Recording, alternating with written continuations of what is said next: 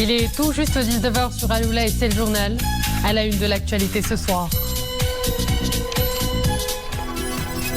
Le Maroc et le Japon sur la même longueur d'onde. Des entretiens entre le ministre des Affaires étrangères des deux pays sur les récents événements de la TICAD. Le responsable japonais a réitéré le regret de son pays concernant l'absence du Maroc, qualifié de partenaire incontournable. Coup d'envoi à Rabat des travaux de l'Assemblée générale de l'Association des secrétaires généraux des parlements francophones. L'occasion pour les hauts fonctionnaires parlementaires de l'espace francophone de se retrouver autour de thématiques d'intérêt commun. Nous en parlerons avec Damien Cesselin, le secrétaire général administratif de l'Assemblée parlementaire de la francophonie.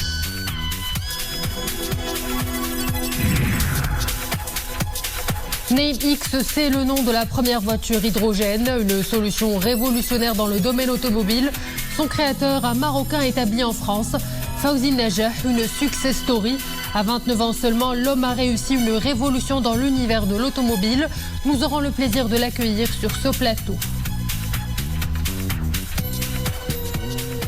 Bonsoir à tous. Le ministre des Affaires étrangères, de la coopération africaine et des Marocains résidant à l'étranger, Nassar Bourita, a eu un entretien en visioconférence avec son homologue japonais Yoshimasa Hayashi.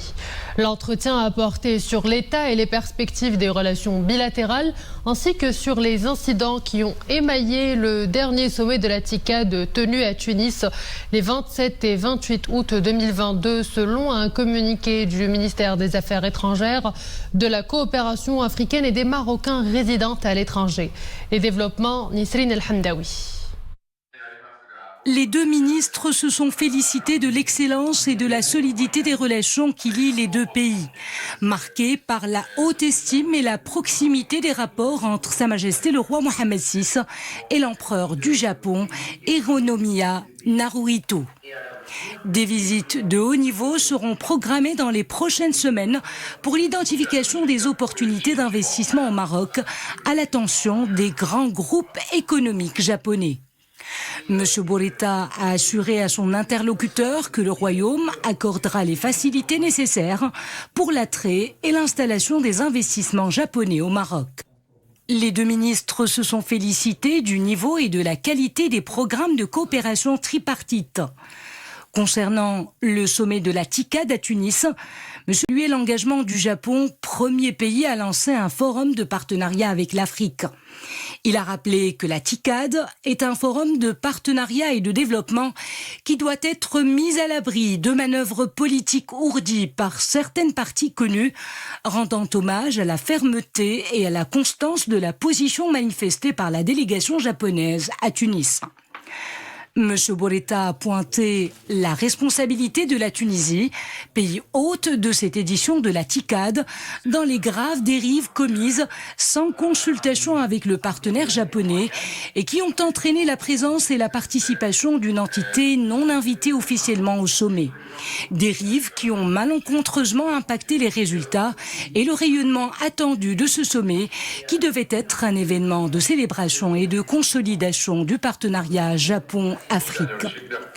Revenant sur les récents événements de la TICAD 8 à Tunis, le ministre japonais a réitéré le regret de son pays concernant l'absence du Maroc, qu'il a qualifié de partenaire incontournable. Il a encore une fois confirmé que le Japon n'avait pas invité l'entité fantoche au sommet de la TICAD 8 et qu'il avait appelé la Tunisie à prendre toutes les mesures nécessaires à cet égard. Cette position sans équivoque a été réitérée lors de la conférence de presse qu'il a tenue à Tokyo. C'est ce qu'indique le ministre japonais. L'association des secrétaires généraux des parlements francophones tient à Rabat son assemblée générale. L'occasion pour les hauts fonctionnaires parlementaires de l'espace francophone de se retrouver après 2 années de rupture autour de thématiques d'intérêt commun. Bicaméralisme, déontologie et recherche parlementaire étaient à l'ordre du jour des travaux d'aujourd'hui. Plus de précisions avec Mariam Lemessi et Abdali Yed. Ils prennent à bras le corps les valeurs de la francophonie. Ces parlementaires africains, européens, du Canada et d'Océanie brossent le portrait large de leur action. Un échange de pratiques pour une juste mise en place de la démocratie parlementaire. En toute sincérité, je crois que les échanges sont très libres, voir ce qui fonctionne et ce qui ne fonctionne pas dans chacun des parlements, et puis aussi voir qu'on a des problématiques communes dans tous les parlements, comment améliorer l'efficacité du travail parlementaire, comment nous sommes des fonctionnaires, donc comment mieux aider les parlementaires dans leur travail, et là-dessus on a tous des choses à dire, on est tous confrontés à des enjeux compliqués. Un certain nombre de pays qui avaient pu être francophones dans le passé sont peut-être un peu moins intéressés, et le fait de se réunir comme ça plus régulièrement permet de resserrer les liens de la francophonie. Et la particularité de cette réunion, c'est d'échanger autour des pratiques et des droits parlementaires. Donc c'est comme si on faisait du droit parlementaire comparé. Donc c'est une vraie richesse pour tout le monde. Resserrer les liens de la francophonie, c'est le maître mot de cette journée de réflexion et de débat. Pour cela, les secrétaires généraux des parlements francophones focalisent leur attention autour de la coopération interparlementaire. Toute une synergie créée autour du rayonnement d'une francophonie dont l'assiette ne cesse de s'élargir.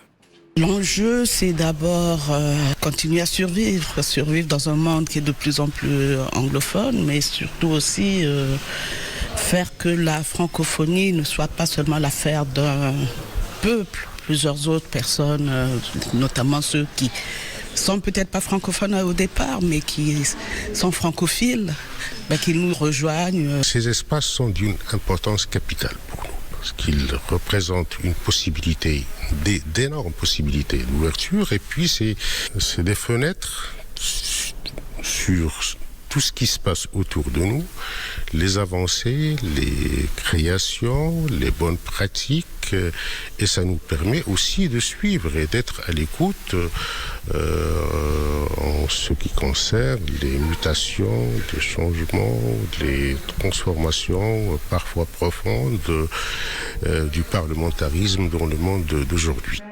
Une administration parlementaire en avant-poste des grandes mutations du parlementarisme du monde d'aujourd'hui. Et cette rencontre a pu avoir lieu grâce à la collaboration de l'Assemblée parlementaire de la francophonie, l'APF, dont le secrétaire général administratif est l'invité de notre collègue Mariam Elmissi en direct depuis le siège du Parlement à Rabat. Mariam, bonsoir.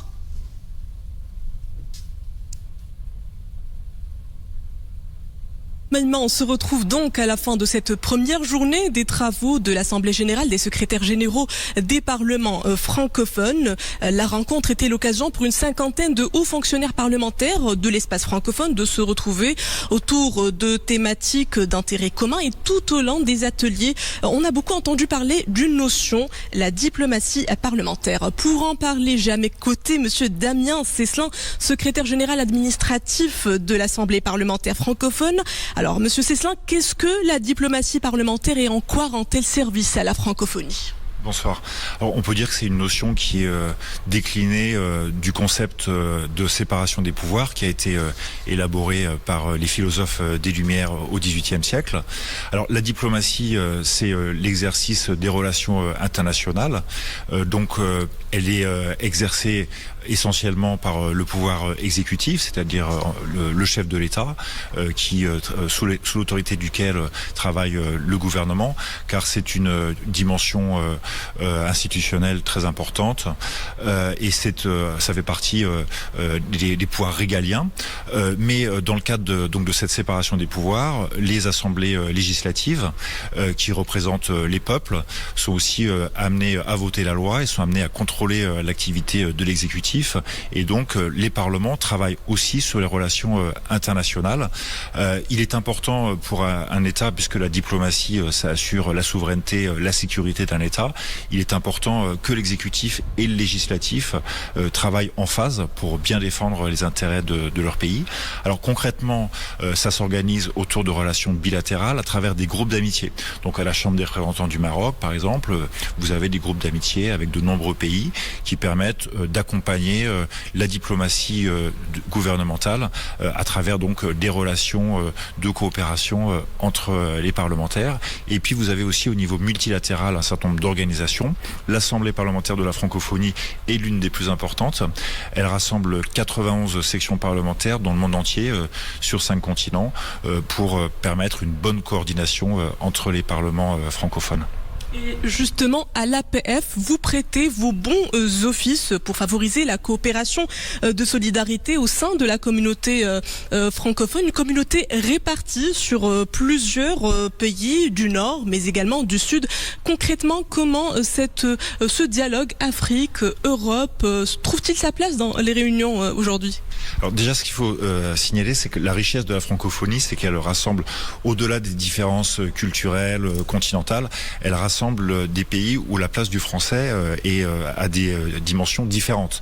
Vous avez des pays comme le Maroc, où une grande partie de la population parle le français, aussi bien dans la vie de tous les jours que au niveau administratif. Et puis vous avez d'autres pays où le français est une langue, je dirais, presque marginale au niveau de la population, mais où il y a aussi des amoureux de la langue française, de la culture francophone. Et donc l'Assemblée parlementaire de la francophonie rassemble des parlements de pays où on est dans ces deux situations différentes. Et une de nos missions essentielles consiste à accompagner les parlements pour l'amélioration des compétences, l'élévation des compétences des parlementaires et des fonctionnaires parlementaires à travers l'échange de bonnes pratiques sur des sujets très divers qui peuvent toucher l'ensemble du spectre des questions géopolitiques importantes aujourd'hui. Ça va du réchauffement climatique, aussi la question des droits des femmes, de la place des femmes en politique. Pour ce qui concerne l'Afrique de l'Ouest, aussi la coordination pour lutter contre la prolifération du terrorisme, donc un sujet qui intéresse évidemment les pays du Maghreb, mais également l'ensemble des pays du monde, compte tenu de la mondialisation, qui sont aussi affectés par ce phénomène. Monsieur Damien Cesselin, merci pour toutes ces précisions. Je rappelle que vous êtes le secrétaire général administratif de l'Assemblée parlementaire de la francophonie. Oumaïma. Merci Mariam d'avoir été avec nous. Et cap à présent sur Agadir où le plus grand complexe hospitalier privé a ouvert ses portes. Composé de 2 établissements de santé de dernière génération, c'est un hôpital international et un centre d'oncologie, 2 structures médicales pluridisciplinaires avec une capacité combinée de plus de 200 lits et un matériel NEC plus ultra. Hajib Tamak, Fouad El-Harch et Maria Lawad. Moderne et high-tech, ce grand bâtiment aux allures de palace est un must en technologie médicale. IRM, scanner et PET-scan. L'imagerie médicale et la médecine nucléaire placent l'innovation au cœur des priorités. C'est l'un des centres pionniers du Sud. Donc nous disposons en fait d'un service de chimiothérapie pour assurer en fait tous les traitements médicaux du cancer, que ce soit en termes de thérapie ciblée, en termes de chimiothérapie, hormonothérapie, l'immunothérapie. Tous les traitements sont disponibles au centre. Nous n'avons rien à envoyer aux plus grands centres internationaux, que ce soit européens ou américains. À côté de ça, nous avons aussi un service de radiothérapie et de curithérapie qui sont qui ont l'avantage d'avoir les dernières machines de dernière génération pour assurer un traitement optimal pour le patient. L'hôpital international d'Agadir dispose de 220 lits. 30 d'entre eux sont dédiés à la réanimation des grands prématurés, mais aussi aux malformations congénitales. Nous avons également une unité de réanimation cardiovasculaire.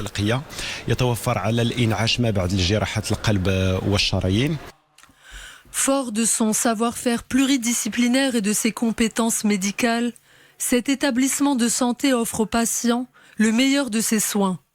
Riche de son laboratoire d'anatomopathologie, les prélèvements sont désormais analysés sur place sans passer par l'étranger. بالنسبة للمستشفى الدولي لأكادير فهو مبني على تقريبا 15,000 متر كاري. En ce qui concerne cet hôpital, il s'étale sur 15 000 m² avec une capacité d'accueil de 220 lits. Il contient toutes les spécialités médicales avec un service d'urgence ouvert et opérationnel 24 heures sur 24. Il y a aussi un service de radiologie au sein même des urgences pour la prise en charge des cas les plus graves. On peut la prendre en charge. Cet établissement hospitalier privé est susceptible d'atténuer la pression que connaissent les autres hôpitaux de la région. Et c'est aujourd'hui que le corps enseignant administratif a fait sa rentrée scolaire. Ils se préparent ainsi à retrouver leurs écoliers et étudiants dans quelques jours. Le début des cours est prévu lundi 5 septembre pour les établissements publics et privés du système marocain. Les écoles et lycées du réseau d'enseignement français au Maroc ont compte à retrouver les bancs des classes aujourd'hui.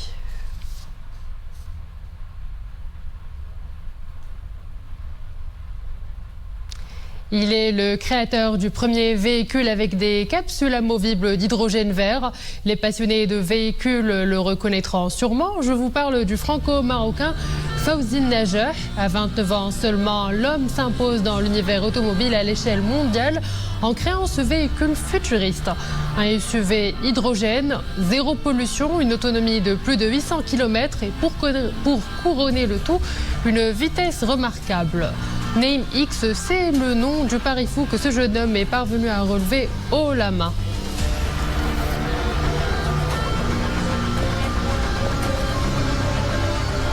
Fawzine Najah, bonsoir, merci d'être avec nous. Bonsoir.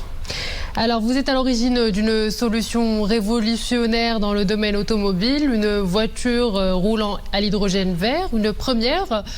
Quelle est la particularité de cette voiture prometteuse ? D'abord, merci pour votre accueil. Alors, Namix, c'est avant tout un projet de longue date. On a commencé en 2017. On a repensé l'automobile de A à Z et comment garder la liberté de la voiture, qui est une invention incroyable, qui nous permet d'aller où on veut, quand on veut, mais qui pollue depuis plusieurs années. Et avec l'hydrogène, cet atome, nous pouvons avoir une énergie, un vecteur d'énergie vraiment propre. Et l'avantage principal, c'est que grâce à l'hydrogène, on peut avoir un plein d'énergie en seulement 3 minutes et faire 800 km de distance. Donc c'est un atout de taille en termes de temps de recharge et d'autonomie. Mais c'est une voiture haut de gamme. Peut-on avoir une idée sur son prix? Et puis, serait-elle la voiture du futur dans un contexte marqué par la crise énergétique? Bien sûr. Alors oui, c'est un véhicule, actuellement nous travaillons depuis 5 ans, mais les premières livraisons sont estimées pour fin 2025, début 2026. On travaille d'arrache-pied avec nos équipes pour sortir ce véhicule le plus tôt possible. Et aujourd'hui, le point principal, c'est que l'hydrogène, c'est une solution différente des véhicules à batterie classiques, qui sont un avantage pour les déplacements de petits trajets, mais pour ce qui est des longs trajets, l'hydrogène reste une vraie solution. Donc mettre au point une voiture roulant à l'énergie propre et qui offre de nombreux avantages, comme vous le dites, c'était un rêve que vous nourrissez depuis très longtemps, j'imagine. Tout à fait, surtout que il y a 5 ans, je fais un constat, c'est que dans le monde, il y a 90 marques automobiles, 90 constructeurs, plus de 90 millions de véhicules neufs vendus tous les ans, et aucun n'était pensé ou conçu en Afrique. Et j'avais cette envie de faire un grand constructeur automobile. C'était un rêve de dire, voilà, on aimerait contribuer à ce secteur automobile. Donc l'idée a commencé sur un document Word en 2017. Et au fur et à mesure des développements, du travail, on est là aujourd'hui avec un prototype fait avec Pininfarina. Donc vous le disiez, un véhicule made in Afrique, vous êtes d'origine marocaine, mais vous êtes établi en France. Oui. Et vous ne cessez de montrer votre soif de contribuer au développement de votre pays d'origine et plus largement de tout le continent, comme vous le dites. Oui. Est-ce que c'est pour cela est-ce que vous avez beaucoup de projets en tête? Est-ce que vous pouvez nous partager quelques-uns et surtout avec nos téléspectateurs? Aujourd'hui, le projet Namix, c'est déjà une première. C'est une marque premium, hydrogène. Et aujourd'hui, nous travaillons avec différents acteurs pour que le véhicule soit produit au Maroc. Nous sommes en train de faire différentes études, c'est l'objectif. Et ce serait la première fois dans l'histoire qu'on produirait un produit premium en Afrique et au Maroc, exporté pour les marchés US ou européens. Donc déjà, ce serait une première importante pour le marché automobile. Je rappelle aussi que c'est un véhicule premium. On sera sur des prix qui seront entre 65 000 euros et 95 000 euros pour la version haute, donc 650 000 dirhams jusqu'à 950 000 dirhams pour les véhicules haut de gamme, mais avec toujours la vision de rendre ces véhicules accessibles dans les futures années à de plus grands marchés et à plus de personnes possibles. Et avant de nous quitter, Fawzine Najah, vous nous donnez un rendez-vous en mois d'octobre prochain au prestigieux Salon Auto de Paris. Vous y prenez part avec ce challenge dans l'objectif peut-être de conquérir de nouveaux marchés? Bien sûr, alors le Salon d'Auto de Paris, ça fait 4 ans depuis le Covid qu'il n'y a pas eu de salon d'automobile. Donc c'est vraiment le rendez-vous des passionnés automobiles qu'on ne peut pas rater. Donc ça sera le plus grand salon international depuis le Covid. nous aurons un stand important, on va présenter le véhicule et l'ensemble de notre innovation liée à la capsule hydrogène. Et d'ailleurs, j'invite tous les Marocains qui pourront se déplacer à venir sur le stand. Ça sera un grand plaisir, un grand honneur pour moi et nos équipes de tout pays de vous présenter ce véhicule-là sur le stand. Et ça sera l'occasion pour nous de nous confronter une première fois au public international. Fawzi Najah, je vous remercie pour votre présence avec nous sur ce plateau. D'accord, merci. Le comédien Nordine Bikr nous a quittés ce matin à Casablanca à l'âge de 70 ans des suites d'une longue maladie. Le défunt natif de Casablanca en 1952 est une figure de proue du théâtre national. Parmi ses œuvres les plus mémorables, les pièces de théâtre Serrah Mellah et Habout Ben. Feu Nordine Bikr est aussi célèbre pour les rôles qu'il a campés sur le petit écran dans des sitcoms et des séries télévisuelles telles que Sarb al-Hammam et Zinqat Saada.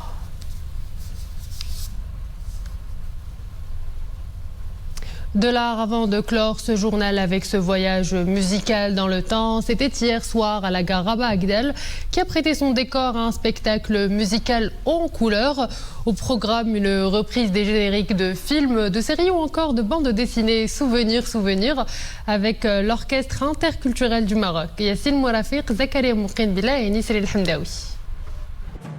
Avant de prendre le train, quel plaisir que de garder dans ses oreilles de célèbres musiques de films. C'est l'agréable expérience de ces voyageurs de la gare Rabat Agdel qui ont été conviés à un voyage musical dans le temps.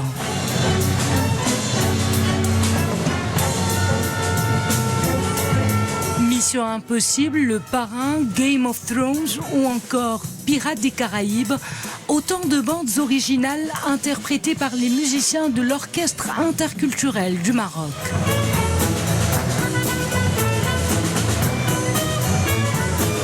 En tant qu'association, on a proposé avec l'Orchestre interculturel du Maroc un spectacle autour de la thématique.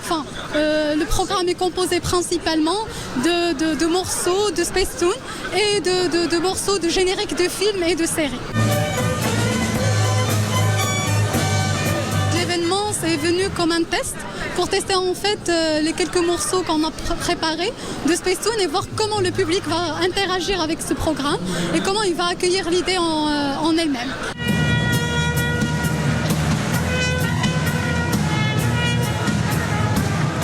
Avec autant d'entrain et de plaisir, nos jeunes musiciens revisitent les bandes-sons des dessins animés des années 90.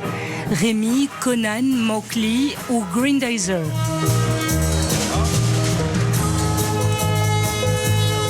Jeune formation regroupant musiciens, amateurs et professionnels, l'Orchestre interculturel du Maroc entend diffuser la passion de la musique auprès du plus grand nombre à travers un répertoire aussi varié qu'éclectique.